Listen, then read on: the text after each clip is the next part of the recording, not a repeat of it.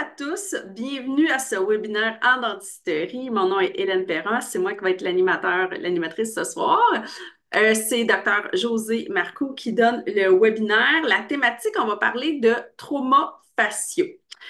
Avant d'aller plus loin, je vais faire vous envoyer quelques informations qui sont quand même essentielles. Le mois prochain, c'est le mois de la Hmm. dentisterie. Déjà le mois de février 2024, ça avance vite.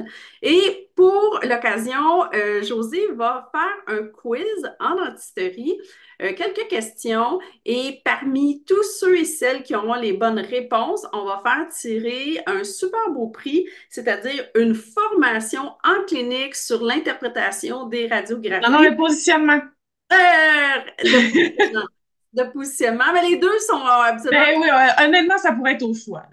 OK, ben au choix. Positionnement ou interprétation de radiographie, c'est en clinique, donc c'est vraiment une formation qui est hands-on. Puis aussi, il faut noter que c'est dans la région, ceux qui participent, ben, c'est dans la région de Montréal, puis le métropolitain, parce que sinon, ça devient beaucoup de déplacements pour José. Donc, je vais envoyer le lien quand il va être prêt, c'est pour le mois de février, on va avoir ce concours-là. Puis parmi tous ceux qui vont avoir les bonnes réponses à notre quiz, on va tirer un prix.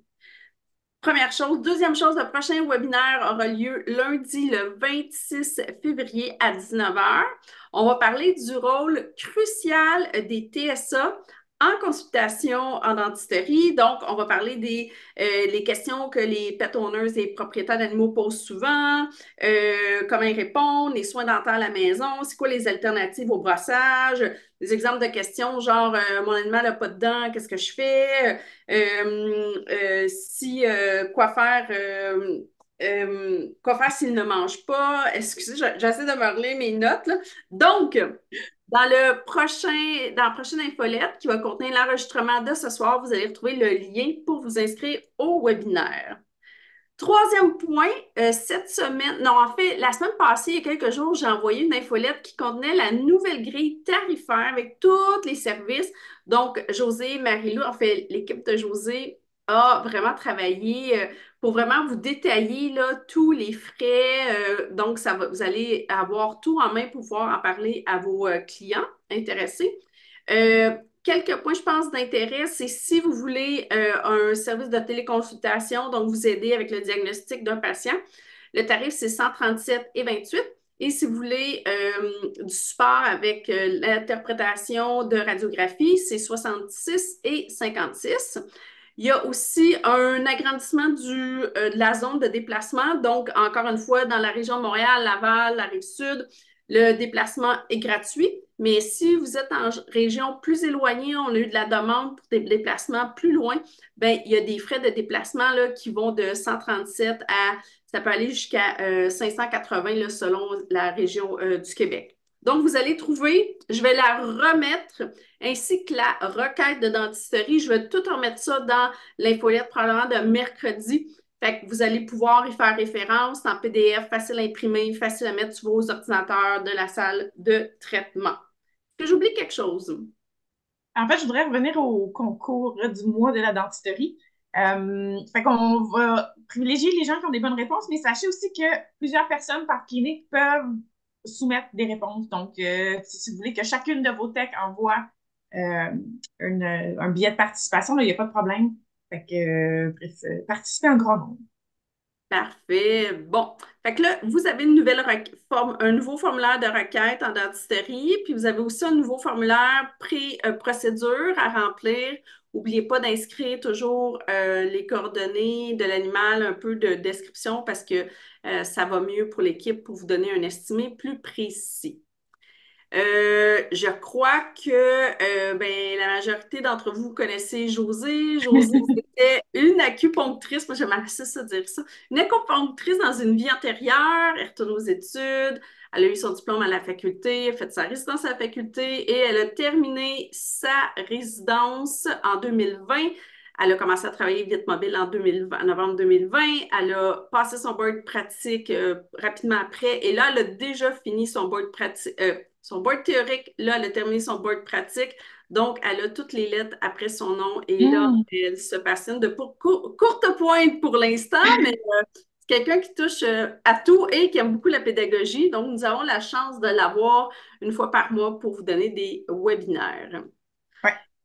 Donc, est-ce que ce soir, est-ce qu'on enchaîne dans le sujet de ce soir? On pourrait bien faire ça. Ah oui, il y a encore des lunch and learn pour le mois de février, s'il y en a qui n'ont pas eu encore la chance de faire le tour.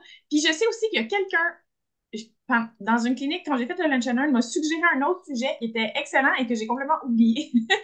Mais bref, si vous avez des thèmes que vous voudriez aborder, soit pendant les Zooms ou pendant un lunch and learn, je suis toute oui de vos suggestions parce que là, les Zooms, on a fait un peu le tour des choses les plus fréquentes. Fait que soit si vous voulez réentendre un sujet ou parler d'un truc un petit peu plus inusité, ça va me faire plaisir de- d'écouter vos suggestions.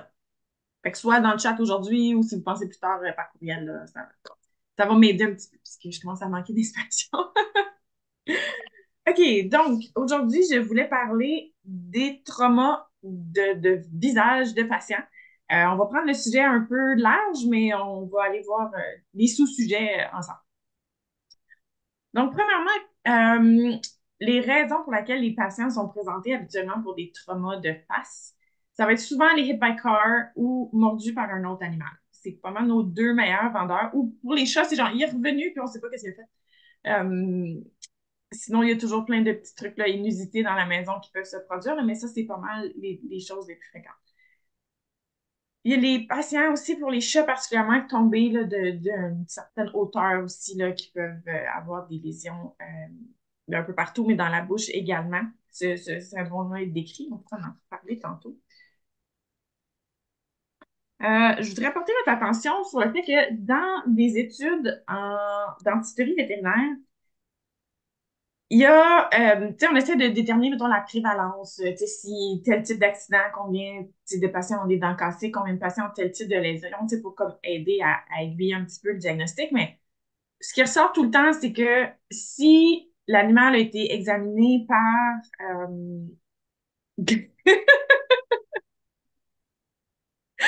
Oui, bien sûr. Excusez, il y a un petit pop-up dans le chat là, pour la vidéo, ça va être bizarre, mais...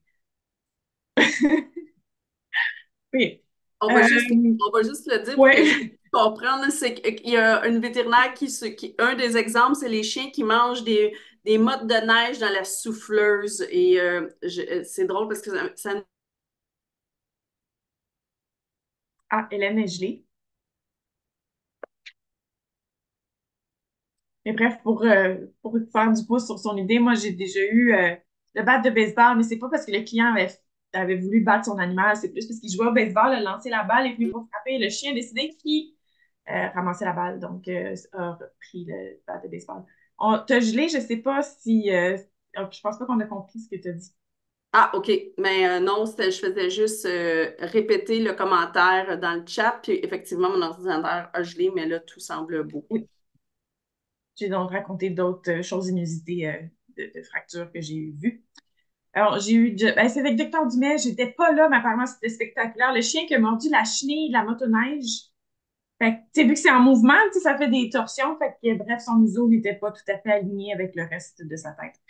Mais bon, outre ça, euh, quand les patients sont examinés par l'urgentologue ou par le généraliste, la prévalence des fractures, des lésions à l'intérieur de la bouche est d'autant plus basse que quand c'est un dentiste qui examine le patient.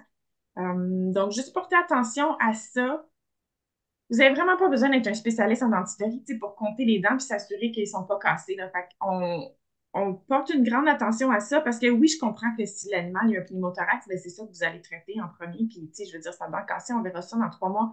Mais si le client n'a aucune espèce d'idée qu'il y a des dents cassées, puis si ça l'a passé complètement inaperçu, ben l'animal, il va garder sa dent cassée pendant des mois, voire des années, et souffrir en silence, parce que c'est ça, là, en dentisterie, pendant très longtemps. Donc, on, c'est notre rôle de parler pour eux, ou du moins, c'est celui que moi, je me donne. Fait que, être attentif, prenez 2 minutes, on regarde dans la bouche bien comme il faut. On va regarder ensemble, là, c'est quoi les choses possibles qu'on peut voir dans une bouche d'animal traumatisé, là, mais je comprends que les dents, ce ne sera peut-être pas votre priorité sur le moment, mais il faut quand même que ça fasse partie du big picture éventuellement.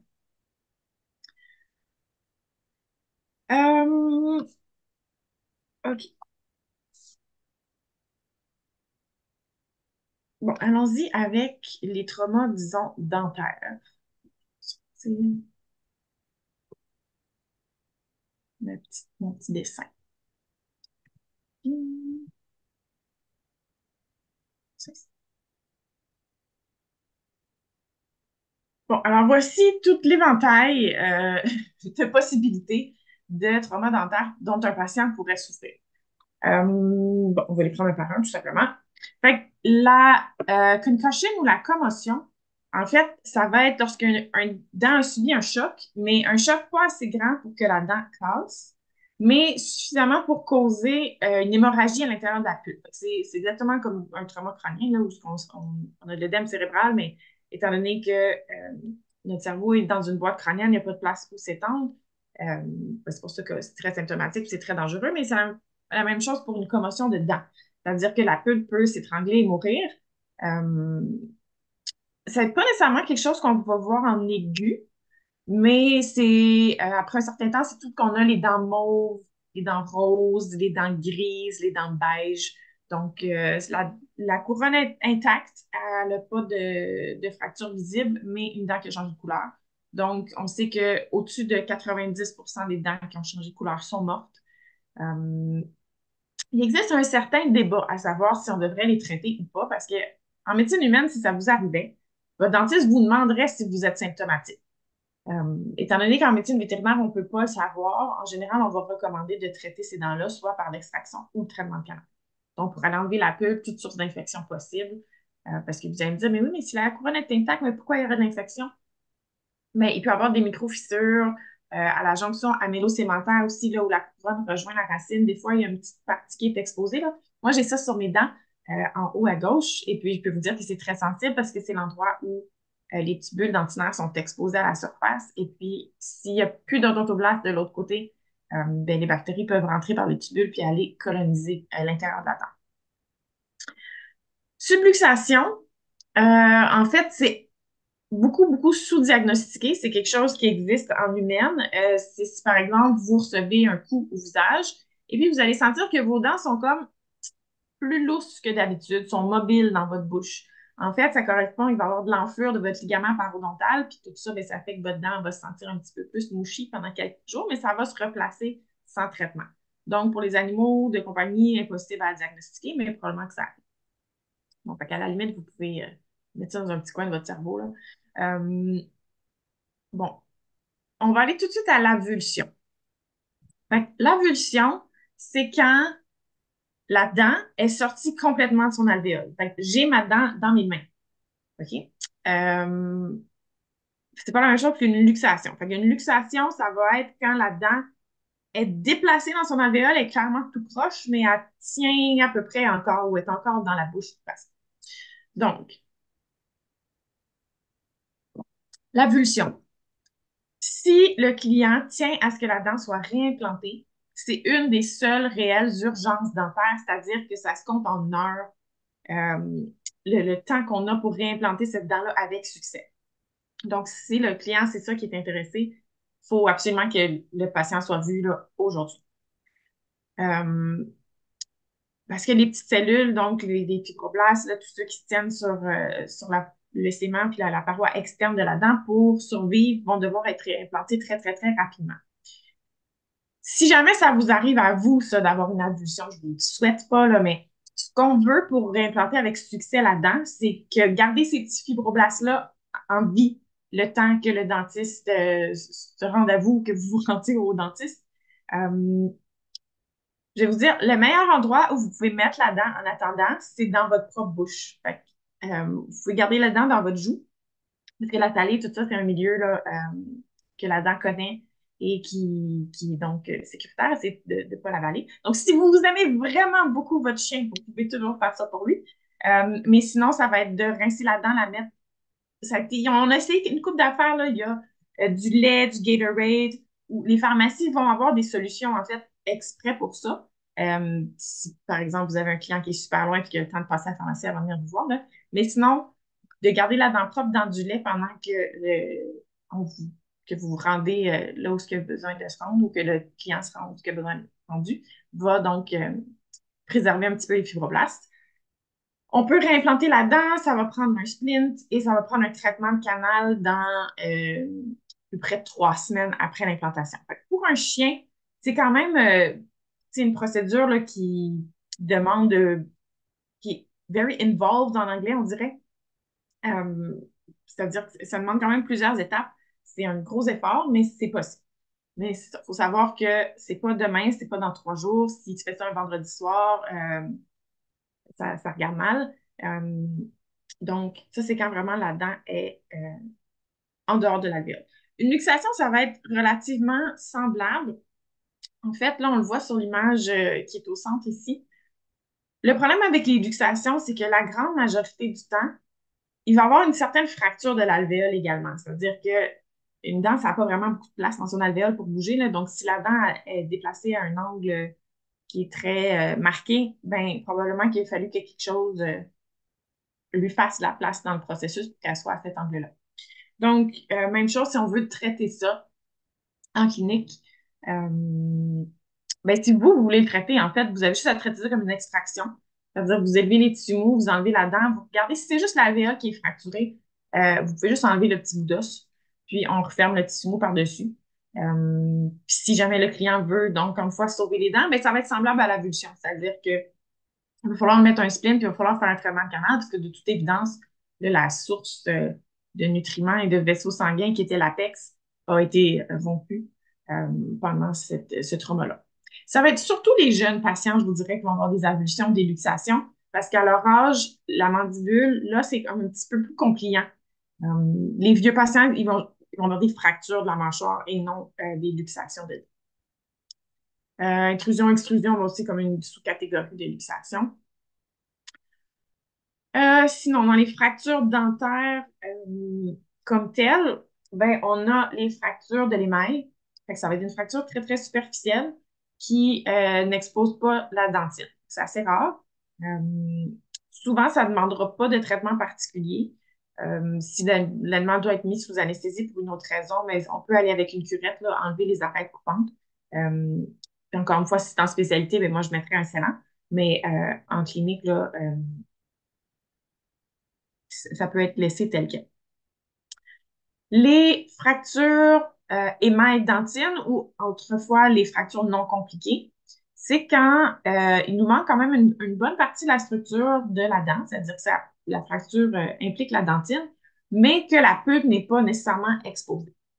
Ce qui est important de savoir avec ce type de lésions-là, c'est qu'il va y avoir au-dessus de 25% de ces dents-là qui vont quand même mourir. Donc, il ne faut pas se dire qu'une fracture non compliquée, c'est c'est bénin que ça ne mérite pas notre attention parce qu'il y a quand même un patient sur 4 qui a besoin de notre aide. Donc, on va recommander quand même des radiographies pour aller vérifier si on a des signes d'infection. Euh, Quand le cas n'est pas clair ou que le cas est très frais, parce que évidemment, sur une dent, disons que le trauma est arrivé il y a un mois, si vous prenez une radiographie, je ne pense pas qu'il va y avoir de changement déjà.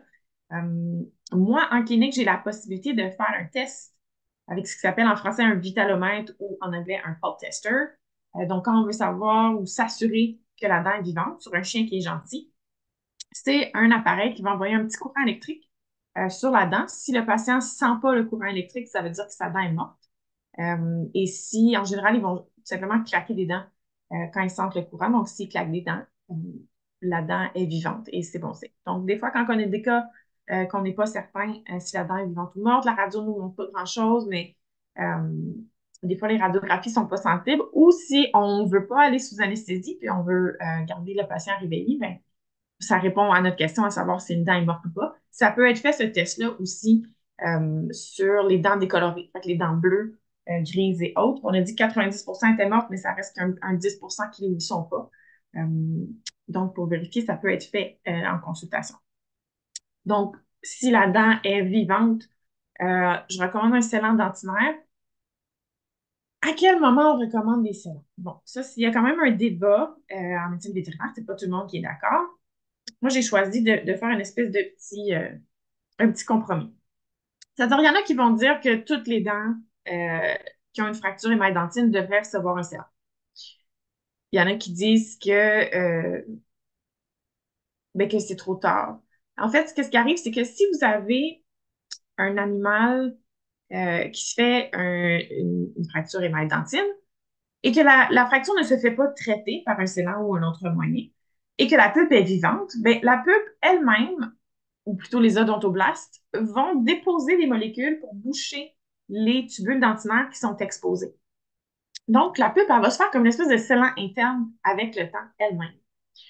Donc, si on a un vieux chien qui a déjà une grosse épaisseur de dentine, puis on a une fracture, puis ça fait 3 ans qu'elle est là, bien, probablement que de mettre un scellant, c'est on arrive un peu après la bataille, puis que ça ne changera pas grand-chose. Donc, d'où pourquoi certains dentistes choisissent de ne pas traiter.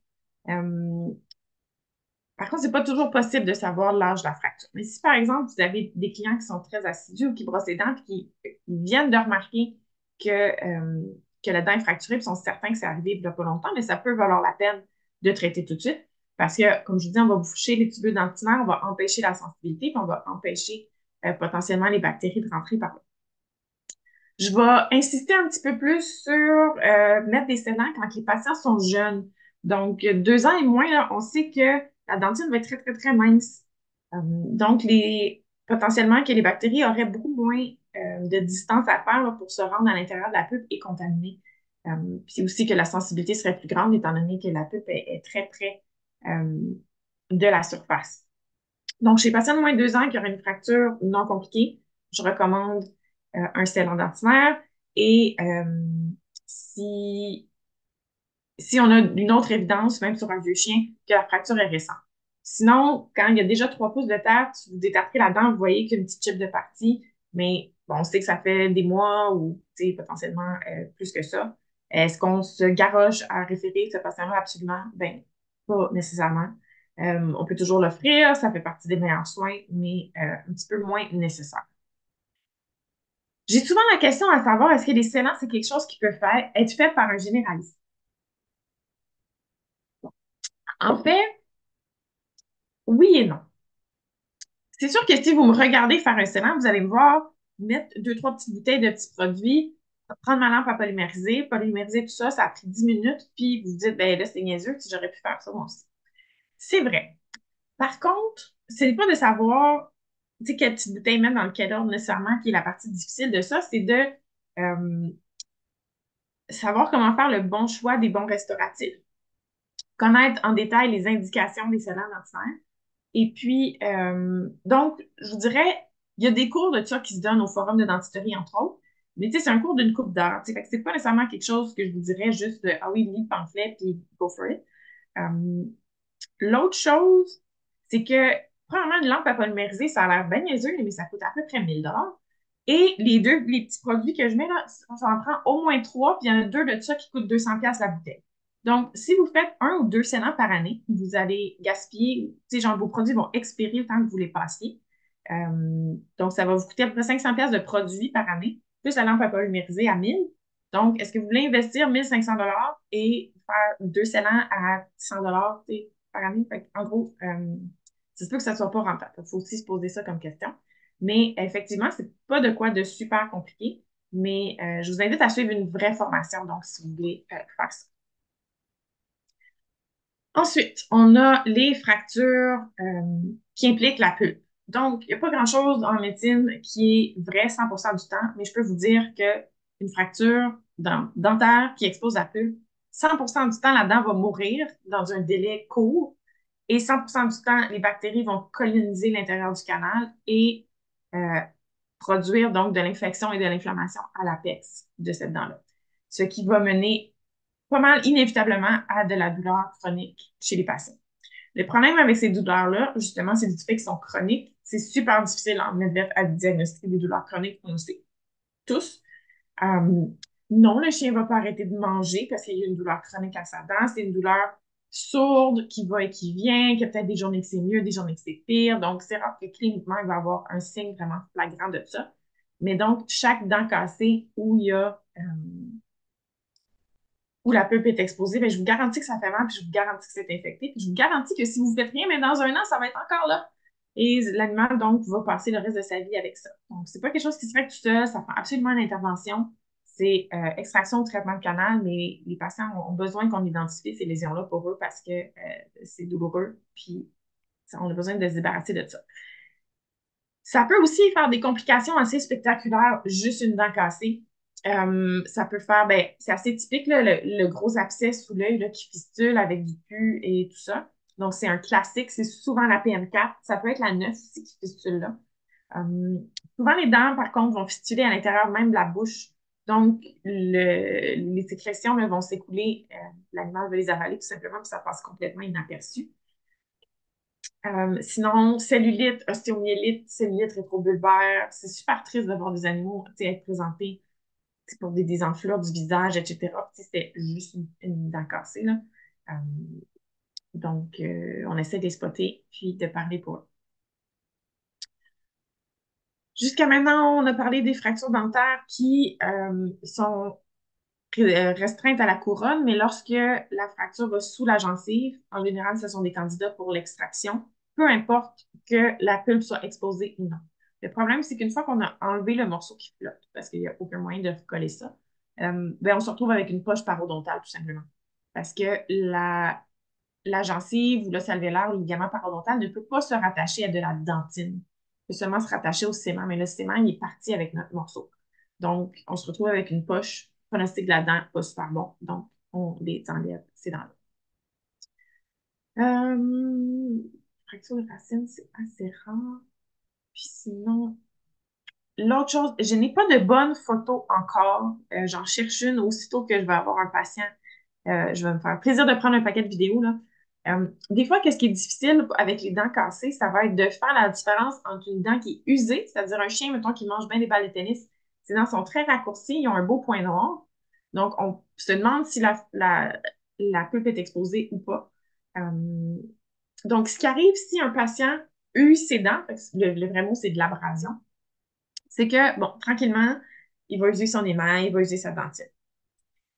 La pulpe, elle, à l'intérieur de la dent, elle va ressentir que la dentine est exposée. Parce que, encore une fois, nos odontoblastes, ils ont le petit bras dans les tubes dentinaires, puis ils savent qu'est-ce qui se passe en surface. Donc, s'ils disent, oh non, je suis exposé, et que le stimuli se produit tranquillement, ben, comme pour une fracture non compliquée, c'est-à-dire la dentine va simplement boucher les canaux et reculer à l'intérieur de la dent. Normalement, la cavité pulpaire, elle va suivre à peu près la forme de la dent, sauf s'il y a de l'abrasion, donc la dent, elle va reculer tranquillement. Et donc, si un chien use ses dents sur des mois, voire des années, ben, c'est très possible que les dents soient encore en vie. Ce qui arrive, par contre, c'est là où la pulpe a déposé la dentine pour boucher les canaux, la dentine de réparation ou la dentine tertiaire. En fait, cette dentine-là va être un petit peu plus poreuse et en général, elle se tache. Donc, on va voir un point noir. C'est ça qui est confusant des fois. Je sais pas un mot, mais vous avez un point noir ou un point rose au milieu de la dent. Donc, on dit la pulpe est exposée, mais pas nécessairement.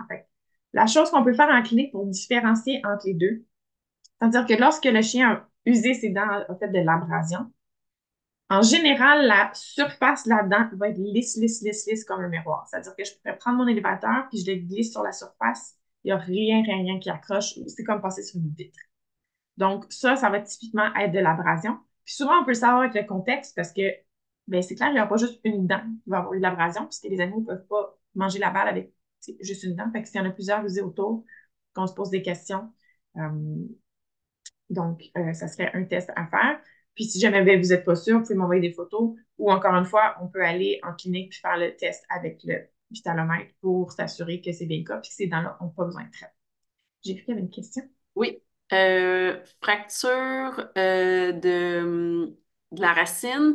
Si on a une résorption osseuse avec la fracture de la racine, est-il recommandé de laisser le bout de la racine qui reste comme pour une ablation de couronne ou faut-il la Ah. chercher? En général, je vous dirais souvent si la... Bon, je vais rentrer dans les fractures de racine. Lorsque la fracture est traumatique puis qu'elle va se situer au tiers apical, fait que proche du bout de la racine, normalement, étant donné que l'alvéole elle-même sert de splint, on pourrait laisser la dent en place. À partir du moment où la fracture est plus proche du milieu et proche de la couronne de la dent, souvent, ben, la couronne, elle va être pas stable. Donc, il faut l'enlever. Puis, étant donné que c'est toujours possible qu'il y ait des bactéries qui a été en contact, étant donné qu'il y a eu un trauma, tout ça, puis que ça ne soit pas sous vase clos, on devrait enlever la racine au complet.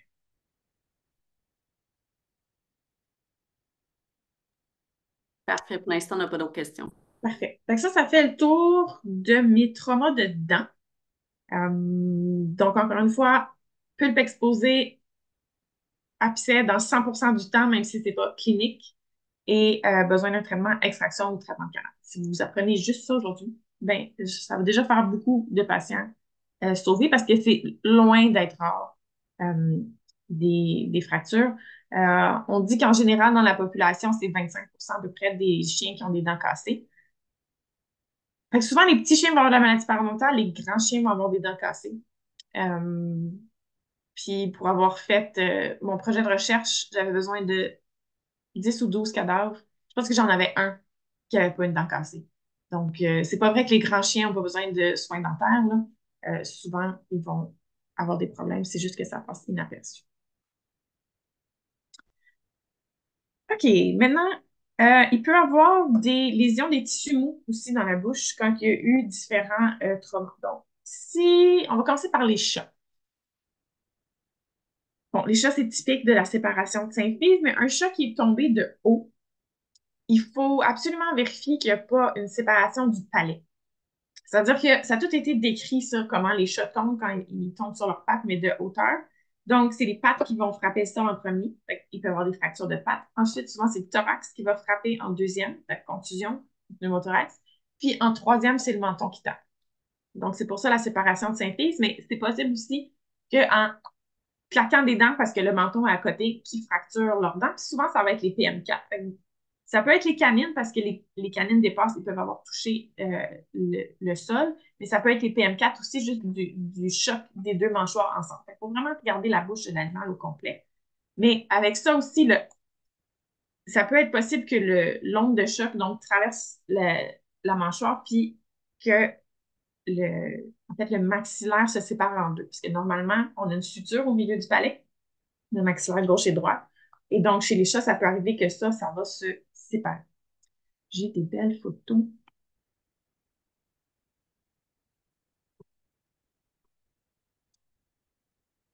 Oh non, dis-moi pas que je l'ai fermé. Je me suis dit, je ne parlerai pas de ça, puis j'ai changé d'idée.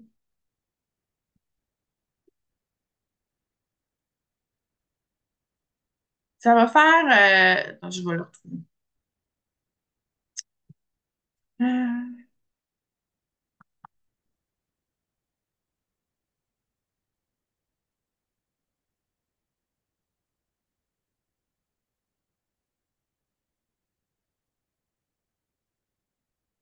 En fait, on peut le voir de deux façons.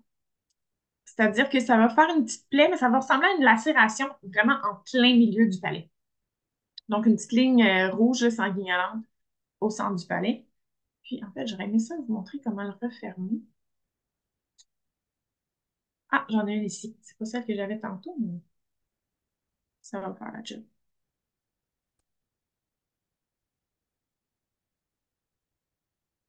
Donc, on le voit ici, là. C'est-à-dire, celui-là est quand même assez déplacé, mais des fois, ça va vraiment juste faire une ligne rouge au palais. Donc, ça, c'est parce que c'est séparé ces deux maxillaires. Puis des fois aussi, si on place notre pouce au palais d'un patient, puis ça peut être un chien aussi, on va sentir vraiment une marche d'escalier entre les deux côtés. Donc, c'est assez facile à visualiser. Puis ça, le problème avec ce genre de lésions-là, c'est que souvent, ça va être difficile à diagnostiquer à la radiographie parce qu'un maxillaire, ben, tu sais, c'est en 3D, il y a les cavités nasales, etc. Donc, des fois, c'est pas l'imagerie qui va nous aider, à moins qu'on ait accès à un CT, dans quel cas, ça va être magnifique. Euh, mais donc, ça, cliniquement, on est capable de voir. Une autre chose qu'on peut voir cliniquement quand on va regarder notre patient, c'est quand on fait notre examen, on va juste lever sa petite lèvre en avant, puis on peut simplement regarder les incisives, puis s'assurer que les 6 incisives sont vraiment bien alignées, qu'il n'y a aucun espace entre eux, puis qu'ils sont toutes sur la même ligne. Si ça, c'est vrai, il n'est probablement pas séparé de son palais. Mais assez facilement, là, on va voir l'espèce de marche d'escalier entre les incisives. C'est souvent les deux un, là, bien que ça peut décider que la craque part d'un bord ou de l'autre. Mais on veut s'assurer là, que le maxillaire est intact, simplement en s'assurant que les incisives sont toutes bien alignées. Contrairement à une fente palatine, ben en fait, c'est une fente palatine, mais traumatique. C'est pas si difficile à réparer ça, euh, parce que les deux bouts vont être relativement proches habituellement. Donc, on peut essayer de les réduire juste manuellement.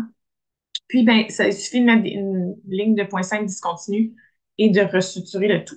Si jamais on traite pas, euh, c'est possible que le palais va se réépithélialiser tout seul, sans qu'il y ait d'intervention nécessaire. Par contre, c'est aussi possible que l'épithélium, parce qu'on sait que l'épithélium va être plus rapide à guérir que l'os, décide de tapisser le rebord de la plaie et nous créer une fistule oronasaire, en fait.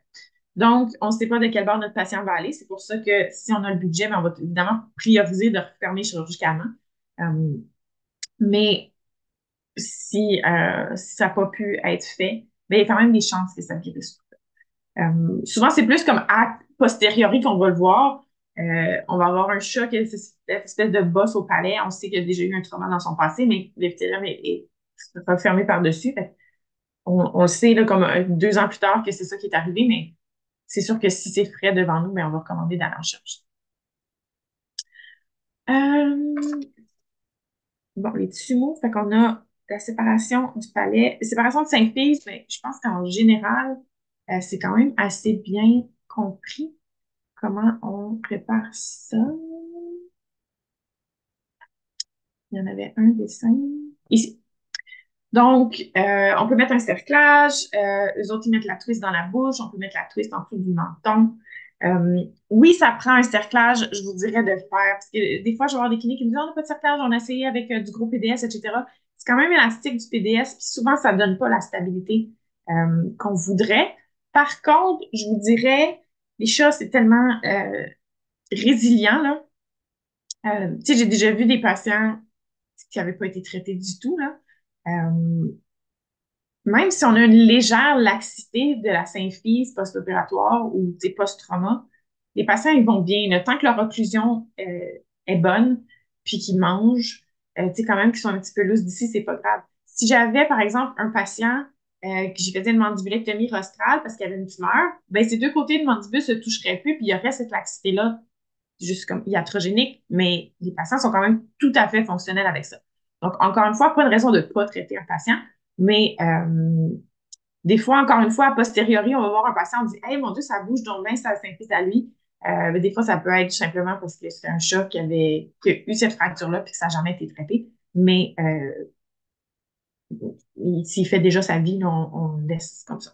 Puis, vous allez trouver là, comment faire les cerclages. C'est décrit dans les livres d'Urgento, c'est décrit dans le Fossum puis dans le Tobias.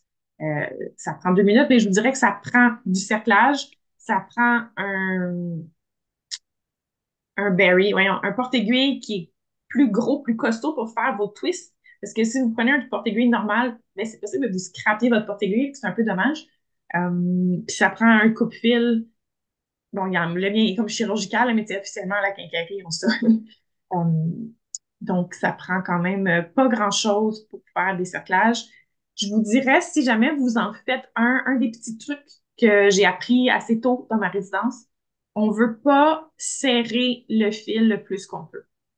Parce que on se rappelle que la mandibule est faite un petit peu en V. C'est-à-dire, au maxillaire, c'est un peu une boîte, la langue sur laquelle les dents sont, mais la mandibule est faite un petit peu en V comme ça. Fait que si je serre mon fil le plus que je peux, ben souvent, ce qui va arriver, c'est que je vais rapprocher les deux mandibules et mes canines mandibulaires vont se rapprocher elles aussi, puis quand vous allez réveiller votre patient, il ne pourra pas fermer sa bouche. Donc, il faut vraiment juste remettre la tension juste pour restaurer l'occlusion du patient. Euh, Puis, on garde ça 6 à 8 semaines et puis on peut l'enlever plus tard. J'ai vu qu'il y avait une question. Oui, quel fil on utilise pour refermer le palais du monocryl? Ouais, moi, monocryl 4 ou 5-0, avec ce qu'on prend pour les extractions d'habitude. Ah, j'ai quelque chose que je voulais dire, c'est comme enfui. Ben, tant pis.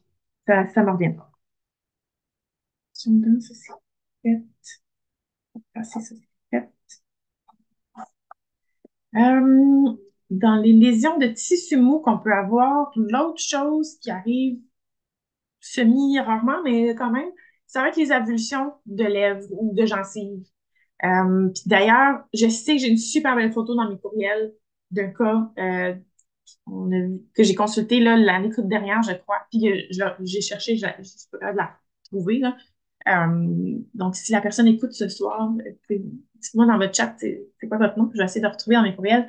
Euh, donc, ça semble essentiellement un degloving, mais dans la bouche.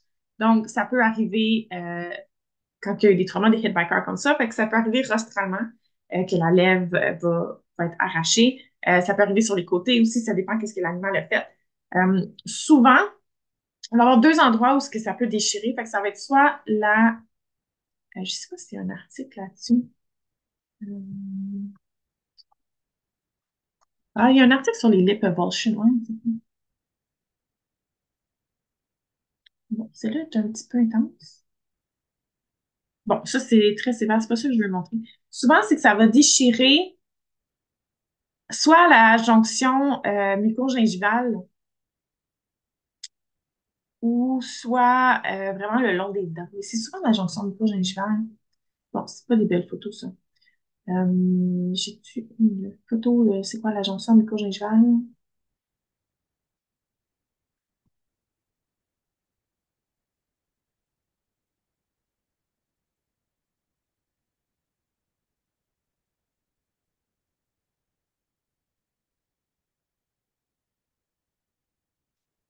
Donc, si on regarde la photo du chien ici, on a la gencive attachée, qui est l'espèce de partie super difficile à élever quand on fait des extractions. Puis, on a la muqueuse alvéolaire qui va être la partie lousse qui est comme à l'intérieur de nos joues. Mais en haut, en fait, nous, on a quand même beaucoup de gencives attachées. Mais sur ce chien ici, c'est magnifique parce que, en fait, toute sa gencive attachée est pigmentée. Puis sa muqueuse alvéolaire, elle est rose. Donc, souvent, ça va être à la ligne ici, qui est la ligne mucogingivale, euh, que les avulsions vont avoir lieu. Puis encore là, ça peut avoir lieu à peu près n'importe où dans la bouche. J'ai déjà vu ça des fois, un patient qui va se faire mordre par un autre patient, ça peut arriver qu'il se fait mordre la lèvre, puis l'autre animal va tirer, là, fait qu'il peut arracher la lèvre. C'est souvent spectaculaire, puis ça lève un peu le cœur de voir ça, mais c'est assez simple à gérer chirurgicalement. Ok? Fait que premièrement, ce qu'on va bon, on met l'animal sous anesthésie, on flush, on flush, on flush, on enlève tous les débris qu'il pourrait y avoir. Puis même si c'est loin, là, comme le petit chat qu'on a vu passer tantôt, on fait juste rincer. Euh, Si on peut, ou si la lésion est très profonde, on peut essayer d'aller mettre des points profonds. Si c'est rostral, là, souvent on peut se prendre une coupe de bouchée dans la symphyse. Parce que vu que c'est du cartilage, puis qu'il y a beaucoup de tissu, puis d'attaches de petits fils de Sharpie dans ce coin-là, des fois, on est capable juste d'aller taquer le tissu profond. C'est sûr que vous ne pourrez pas le taquer à l'os, mais on peut le taquer à la symphyse.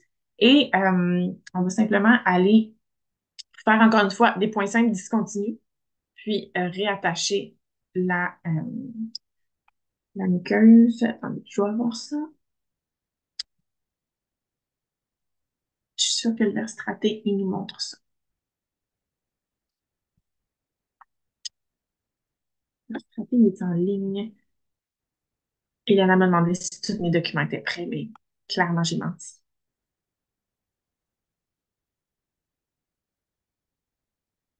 J'ai déjà eu aussi des patients pour qui d'aller en chirurgie après une avulsion de lèvres, c'était pas possible. La bouche étant magique, on a traité comme une déhiscence de plaie, c'est-à-dire avec des rinces fréquents, 3 fois par jour. Souvent, je vais recommander qu'on rince avec simplement l'eau du robinet tiède. Euh, de la Chlorexide, ça, c'est pas gentil envers nos fibroblastes. Donc, on essaie d'éviter. Puis donc, j'ai fait surveiller la vétérinaire pendant plusieurs semaines, c'est-à-dire que je voulais réévaluer le patient une fois par semaine. Mais c'est sûr qu'en une semaine, la buisson ne sera pas nécessairement toute granulée, mais tout ce qu'on veut, c'est s'assurer que ça s'en va du bon bord et qu'il n'y a pas plein de débris. On peut réévaluer le patient souvent, mais tant et aussi longtemps euh, que la plaie semble progresser, ben, on continue les rinces. Antibiotiques analgésiques. Antibiotiques, honnêtement, je suis pas certaine que ça donne quelque chose. Mais analgésique, évidemment, on peut soutenir notre patient. Et j'ai eu des grandes, grandes plaies d'avulsion qui ont complètement granulé, même en n'allant pas en chirurgie. Je ne lower lip, ça a l'air prometteur comme titre.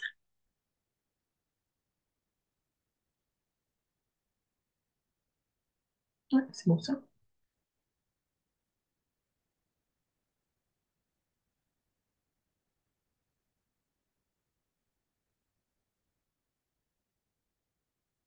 Donc, bon, ici, on a la version de lèvres. Vous voyez, c'est souvent la jonction mucogingival. On a un petit bout ici qui est resté.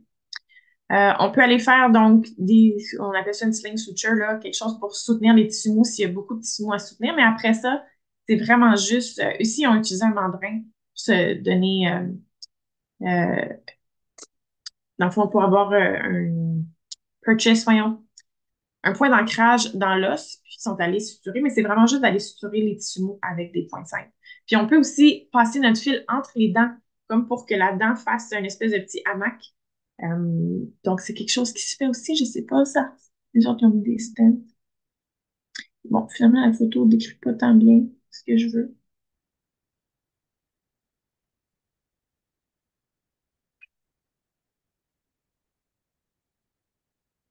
Mais bref, on peut juste faire des petits points simples, puis aller recoudre le tout. Ça guérit très, très, très bien.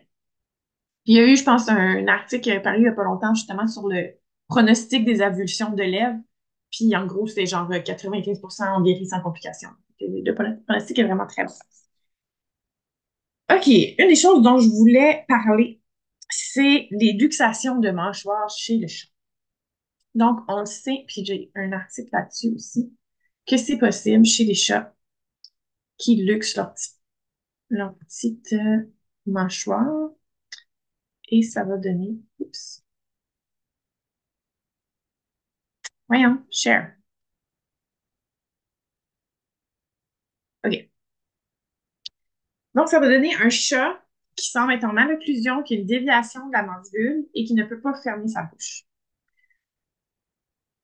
J'ai eu jusqu'à date, dans toute ma résidence puis tout le temps que je pratique, j'ai vu ça une fois, une luxation de mâchoire de chat.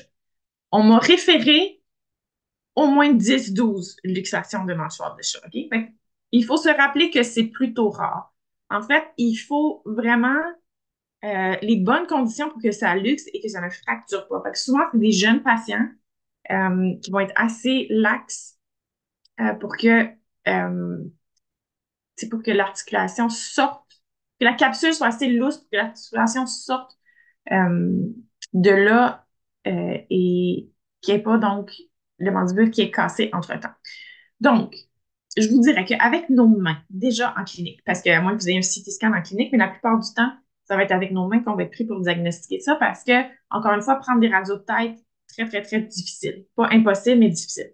Donc, si j'ai un chat qui est présenté, qui est accidenté et que sa bouche ne ferme pas, ça ressemble à ce que j'ai dans l'image ici, comment je pourrais faire avec seulement mes doigts pour différencier une fracture d'une luxation? Une des choses va être la mobilité. C'est-à-dire, si je peux fermer la bouche de mon patient doucement, c'est-à-dire qu'avec mes doigts, là, je suis capable de replacer sa mâchoire et fermer complètement sa bouche, je vous garantis que c'est fracturé et non luxé. Parce que ce qui arrive quand c'est luxé, j'ai-tu un petit crâne? La dernière fois, j'ai essayé, vous voyez absolument rien. C'était comme complètement... attendez, je pense qu'il y a une photo inutile.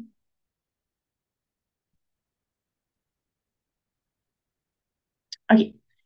Donc, ici, sur la photo de gauche, on voit donc le condyle du mandibule qui est bien placé dans la fosse mandibulaire du temporal. OK? Fait que ça, c'est notre articulation temporomandibulaire qui est en santé et qui est à sa place.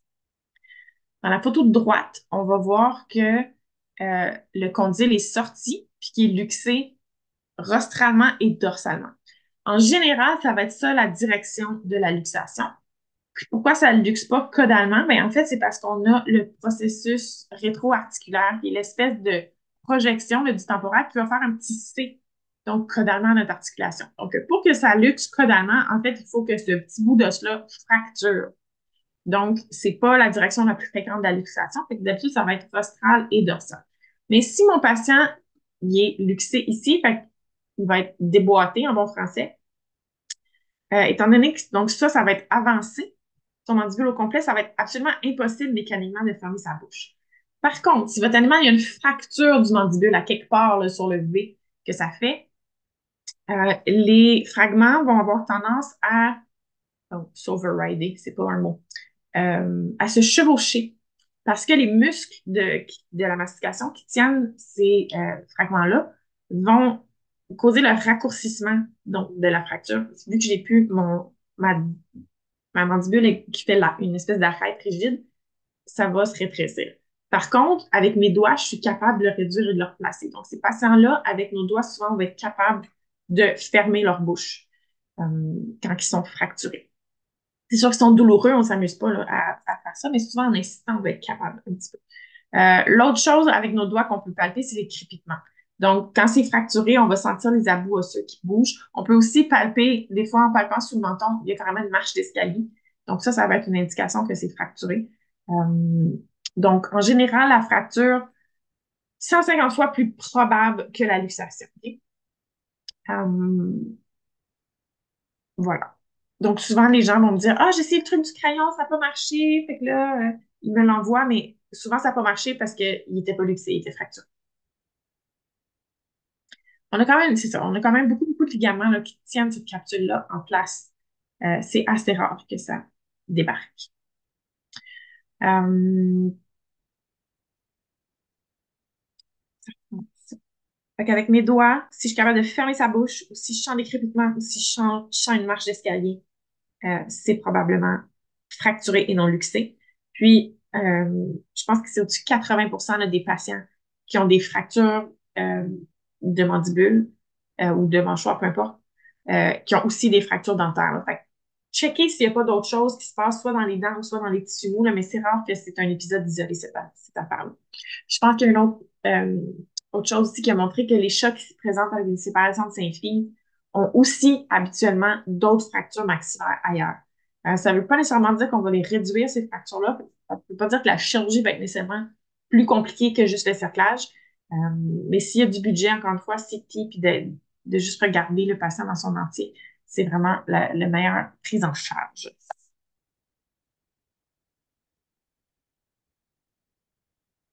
Autre question sur les fractures ou les traumas de face? Pour l'instant, on n'a pas de questions.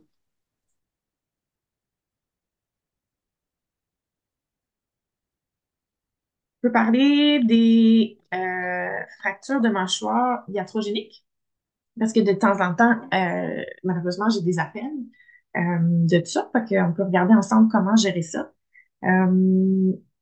Donc, il peut y avoir, en général, là, deux causes pour les fractures iatrogéniques. Je dirais 90% du temps, la cause, c'est que l'animal avait une maladie parodontale épouvantable avant de commencer. Il restait 1 à 2 mm d'os, puis ben, en voulant extraire les dents, ça l'a cassé. Donc, c'est pas nécessairement une mauvaise technique, c'est juste là, c'était tellement fragilisé. C'était une job, le niveau de difficulté était 10 sur 10 avant même de commencer. Puis, par contre, malheureusement, j'en ai déjà vu où c'est des plus gros patients, il n'y avait pas de maladie, puis c'est juste vraiment comme une technique étrange qui a été utilisée. Euh, mais en général, avec la bonne technique, vous ne devriez pas casser une mâchoire saine. Les patients qui sont le plus à risque, donc, on a les patients, donc, comme je l'ai dit, qui ont énormément de maladies parodontales. L'autre cas dont je me méfie beaucoup, ça va être les canines mandibulaires avec la résorption de remplacement chez les chats. Donc, quand cette dent-là est soudée avec l'os, donc souvent, c'est si on s'acharne à essayer d'enlever la dent au complet, c'est vraiment que tout ça bouge d'un bloc. Fait en essayant d'élever notre dent, ben, c'est la mâchoire au complet qui va donner parce que il n'y a pas de joint ou d'articulation entre la dent et l'os. Tout ça est rendu une seule chose. Donc, si vous avez une excuse pour faire une amputation de couronne c'est un vieux chat parce que vous voyez que ça a été remplacé à la radio, ben, prenez-le, le raccourci. C'est pas juste un raccourci, mais ça peut éviter donc des fractures iatrogéniques. Donc, qu'est-ce que vous faites si ça vous arrive? Je ne vous le souhaite pas du tout, mais bon. C'est possible. Ça m'est déjà arrivé à moi aussi. J'ai vu ça arriver à Dr. Dumer en clinique. Je veux dire, quand le patient est minuscule puis qu'il y avait 1 millimètre d'os en partant, ben, on fait pas tout le temps la miracle. Puis je vous dirais, moi, ça m'est arrivé 2 fois, puis sur un des patients sur lequel ça m'est arrivé, je peux même pas dire le moment que ça arrive. Ça n'a pas fait snap, là, ça n'a pas fait clic. À un moment donné, j'ai juste l'extrait, puis je fais comme, OK, voyons, c'est donc bien douce tout à coup. Mais, tu sais, j'aurais pas pu dire si je venais de la casser ou si ça faisait 10 secondes ou 1 minute. Tellement que là, c'était pas en santé, je l'ai pas senti. Euh, donc, qu'est-ce qu'on fait? Je vous dirais que ces patients-là, souvent, c'est des fractures qui sont peu déplacées. Parce que le patient, il s'est pas pris une voiture, là. C'est vraiment juste une petite manipulation du vétérinaire. Donc, souvent, ce qui joue en notre faveur, c'est que la fracture est peu déplacée. Évidemment, s'il peut être référé, l'idéal, ça serait qu'on le soigne. En général, les fractures de, de maxillaire ou de mandibule là, vont être traitées de, je dirais, 3 façons en médecine vétérinaire. Plaque et vis. Par contre, les plaques et vis dans la bouche, c'est loin d'être magique. C'est-à-dire que ça prend des mini-plaques et des mini-vis parce qu'il n'y a pas beaucoup d'endroits où on a assez de mandibules pour aller se fixer. Et évidemment, il y a les racines dentaires et le canal mandibulaire qui sont toutes des zones dans lesquelles on ne peut pas placer de vis. Les endroits dans lesquels on peut mettre une plaque, c'est quand même très limité. Et il y a beaucoup de complications reliées aux plaques. Fait que la décence, c'est-à-dire où la gencive va s'éroder au-dessus de la plaque, exposer notre plaque aux bactéries. Ça peut qu'on ait besoin d'une deuxième chirurgie pour aller enlever les plaques. Donc, plaque et vis, oui, c'est possible. Euh, dans certains cas, c'est le plan A, mais je vous dirais que souvent, c'est pas aussi magique qu'on aurait souhaité.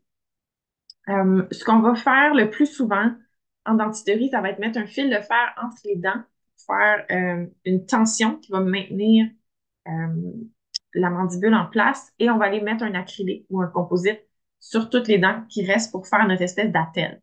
Parce qu'un cerclage, euh, ça ça tient pas rigidement. J'essaie de vous trouver une photo, il me semble que ça va pas clair ce que je dis. Non, c'est pas ça.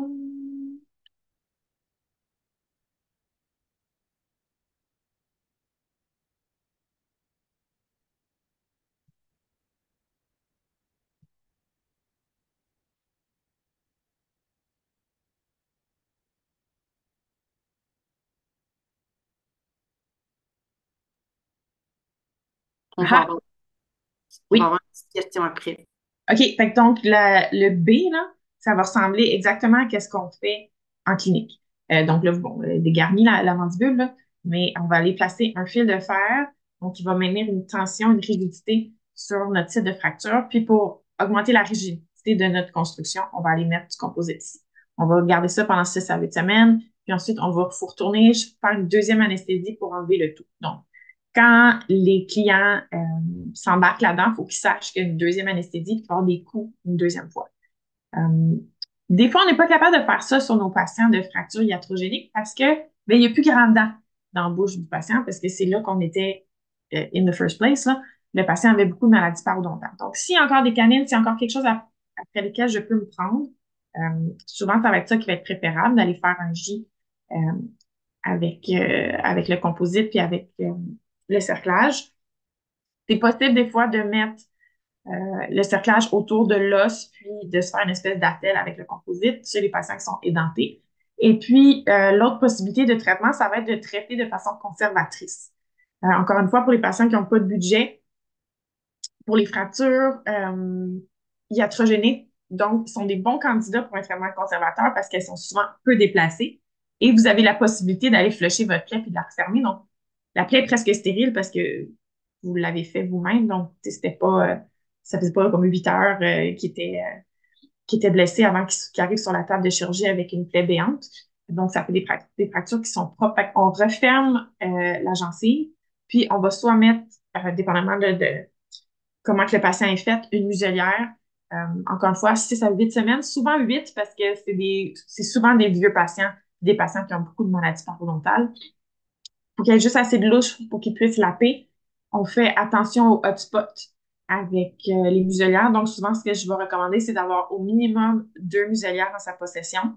Aussitôt qu'il mange, on quand il a fini, on enlève la muselière qui est sale, on en remet une qui est propre et sèche, on nettoie celle qui est sale, puis au prochain repas, on alterne comme ça pour qu'il y ait toujours une muselière propre et sèche, parce que des hotspots, ça prend littéralement une journée ou deux, là, puis ça dégénère rapidement. Si votre patient n'a pas de museau, c'est possible de confectionner des muselières avec du tape.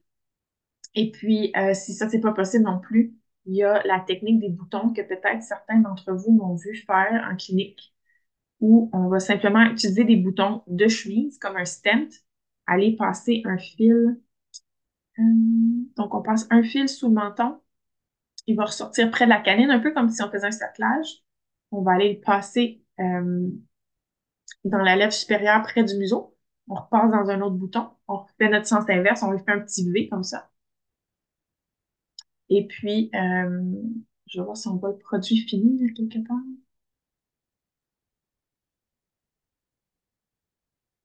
Ça va nous donner un patient qui ressemble à ça, qui a trois petits boutons. Il va avoir les fils, ils vont passer à l'intérieur des lèvres, ici, de chaque côté. Et puis, souvent, ce que je vais faire, c'est que je vais fermer mon fil de suture, je vais fermer la bouche sur son tube endotrachéal. Donc, une fois qu'on a retiré le tube endotrachéal, l'animal, il a droit à une petite ouverture de bouche. Ça va être suffisant pour qu'il passe sa langue, qu'il puisse laper et se toiletter. Des fois, je mets même pas de cône. Les chats et les chiens tolèrent super bien ça. En plus, c'est bon pour l'articulation temporomandibulaire parce qu'ils peuvent bouger un petit peu. Ils sont pas dans une fixation rigide pendant des semaines. Et puis, le fait qu'il y a des canines, ben, ça maintient l'alignement quand même du visage et puis de la mandibule. Donc ça peut permettre une guérison par seconde intention d'une mandibule qui est fracturée. C'est-tu maintenant la question ou j'ai continué à parler? Non, oui, ben c'est pas exactement ça, mais c'est très intéressant. Y a-t-il des études concernant les impacts d'une électrocution au niveau des dents? J'ai eu un cas d'un chat ayant croqué un fil électrique après Mhm. les soins de plaie nécessaires. Il démontrait une névralgie aiguë au niveau de sa gueule malgré des dents qui semblaient saines. Comment évaluer alors si des extractions sont nécessaires? Ouais, les électrocutions, moi, j'en ai vu deux. Dans les deux cas, c'était assez épouvantable, là. C'est surprenant. Fait que dans un premier temps, ben, on attend de voir c'est quoi les tissus qui vont mourir, là, parce que ce qu'on a au jour 1, ça sera pas nécessairement ça qu'on va avoir dans une semaine. Fait qu'on se relance pas en chirurgie tout de suite. Donc, soins de plaie, on flush. Là, je pense que ça vaudrait la peine de mettre des antibiotiques. Puis, analgésie, analgésie, analgésie. Si, donc, une fois que ça s'est passé, euh, souvent, ce qui va arriver, ou les cas que moi j'ai vus, c'est en fait l'os lui-même qui devient nécrotique avec évidemment les dents qui contiennent. Donc, moi, ceux que j'ai vus auraient eu besoin d'une soit mandibulectomie ou maxillectomie, mais il faut aller enlever cet os-là qui est mort. En général, ça va être plutôt flagrant, là. Il est gris, il est absolument exposé, il n'y a plus de tissu mou, ça saigne pas. Fait que même cliniquement, on est capable de le voir, là, tu lèves la lèvre du patient, puis ce qui en reste, puis tu vois de l'os gris, là, ça, il faut que ça parte. Euh, mais sinon, mettons que c'est pas si spectaculaire que ça, mais je prendrais quand même des radiographies. J'essaierais de m'assurer que l'os a l'air normal à la radio. J'essaierais de m'assurer que les dents ont des signes qu'elles vieillissent, fait que que les pubs deviennent plus petites avec le temps. On peut comparer à l'autre côté. Évidemment, encore une fois, en aigu, tu sais, mettons 3 mois post, souvent, ce sera pas suffisant pour voir la différence. Fait que c'est quelque chose quand même qui nous prend du temps. On pourrait faire un pop tester en clinique pour s'assurer que les dents sont vivantes. Sinon, il y en a-tu un article sur les électrocutions? Souvent, ça va être des articles qui vont parler des traumas en général, qui vont avoir un cas d'électrocution. Je pense pas qu'il y ait de review sur les électrocutions ou pas, à ma connaissance. Ça arrive pas super fréquemment, mais souvent, c'est des cas euh, assez, assez sévères. Donc oui, je serais pas surpris qu'un animal pourrait avoir une névralgie de ça. Je traiterais surtout médical pour commencer, là, fait qu'avec notre gamme de médications pour les douleurs chroniques, là, fait que gabapentin, amantadine, etc., là, dans nos douleurs un petit peu plus chroniques, là, fait que par les soins d'anesthésiste ou des fois les oncologues aussi, là, ils ont des choses dans leur arsenal là, pour les douleurs profondes chroniques, là. Est-ce que ça répond à la question? Oui, on a une autre question. Pour venir à ton cas à l'écran, on utilise un fil non résorbable avec les boutons. Moi, premièrement, je prends toujours du zéro, fait que quelque chose quand même assez gros. Moi, je prends du PDS, fait que c'est du fil qui dure 6 mois, mais il va garder ça pendant à peu près 6 à 8 semaines, donc mon fil n'aura pas le temps de se résorber. Mais vous aurez du nylon, je ne serai pas outrée. Fait que, ouais, quelque chose que vous voulez pas que ça casse pendant que le chat va l'avoir dans sa gueule, puis de toute façon, ça, on va l'enlever. Donc, ça pourrait être du fil non résorbable. En général, je prends quelque chose d'assez gros. Puis, ce que j'ai remarqué, c'est que souvent, ça a tendance à slacker un petit peu avec le temps. C'est-à-dire, quand l'animal va venir à sa rivale 2 mois, souvent, il y a une ouverture un petit peu plus grande que ce qu'il y avait avant. Fait que c'est pour ça que d'habitude, j'essaie de le faire. Encore là, je le ferme sur le tube, là, mais tu sais, assez serré dès le départ parce que je ne veux pas me donner un lousse parce que ce lousse-là, il va être encore plus grand plus tard. Fait que ouais, quelque chose de pas résorbable ou comme du PDS, là, que c'est très long et qu'il va pouvoir garder 2 mois. L'avantage de cette technique-là, c'est parce qu'avant, ce qu'on faisait, là, c'est qu'on mettait du composite entre les arcades du patient, puis là, l'animal était pogné à la bouche ouverte, en chat, pendant des semaines. Les animaux étaient misérables, ils se frottaient la face, ils ne pouvaient plus, ils ne mangeaient pas, il fallait mettre des tubes œsophagiens, comme sur l'autre photo ici. Euh, c'est aussi plein de plaisir. Premièrement, il faut savoir, c'est très difficile d'avaler quand notre bouche est ouverte. Vous essayerez, là, juste avoir la bouche légèrement ouverte, d'avaler votre salive, c'est super inconfortable. Je ne peux pas imaginer être poignée comme ça pendant 2 mois. Euh, L'autre chose qui était bien, bien le fun quand il fallait enlever ça après, ben, c'est que là, il fallait que tu induises ton patient. Tu ne pouvais pas l'intuber. Fait que fallait qu'il soit induit, là, t'espères qu'il respire, puis là, il fallait couper ça à la fraise le plus rapidement possible en mettant pas trop d'eau pour pas envoyer ça, vu qu'il n'est pas intubé. Puis que là, une fois qu'il rouvrait sa bouche, ben là, on l'intubait, puis on finissait nos touch-ups d'enlever tout ça comme il faut, là, mais ça, c'était vraiment un cauchemar. Euh, donc ça, comme je dis, les animaux tolèrent super bien. Il faut juste que le client garde les boutons propres, parce que des fois, avec leur langue, ils envoient de la bouffe dedans. Puis l'avantage de ça, c'est que si jamais votre animal est en détresse respiratoire, il vomit, euh, ben, tout ce que ça prend, c'est une paire de ciseaux. On soulève sa lèvre, puis on coupe, puis ça s'enlève immédiatement. Donc, c'est le fun pour ça. Puis même si on veut enlever les boutons plus tard, parce qu'après 6 à 8 semaines, on pense que notre patient est guéri, il n'en a plus besoin, mais tu n'as pas besoin de le réanesthésier pour enlever ça. Ça s'enlève réveillé, puis il tolère bien, là, tu tires dessus, puis that's it. Fait que c'est vraiment une super technique qui est relativement récente, mais que j'aime beaucoup et que j'utilise quand même semi-fréquemment. Ça se fait chez les petits chiens aussi. Je l'ai jamais essayé sur un grand chien parce que je suis pas sûre que mon fil serait assez fort, tu sais, sur un berger allemand adulte, mettons. Mais j'ai déjà fait sur c'est un Cocker ou un Cavalier King Charles. En tout cas, ça avait bien été. C'est un chien pas trop gros.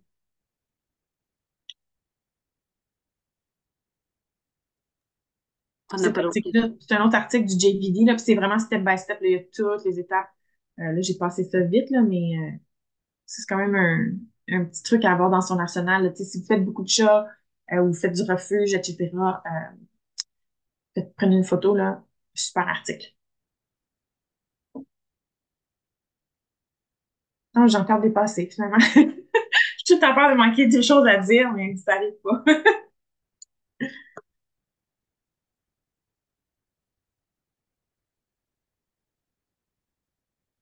Questions, commentaires. pas pour l'instant. En gros, si vous avez n'importe quel patient qui attend d'être référé pour une fracture, de mettre une muselière, c'est toujours une bonne idée.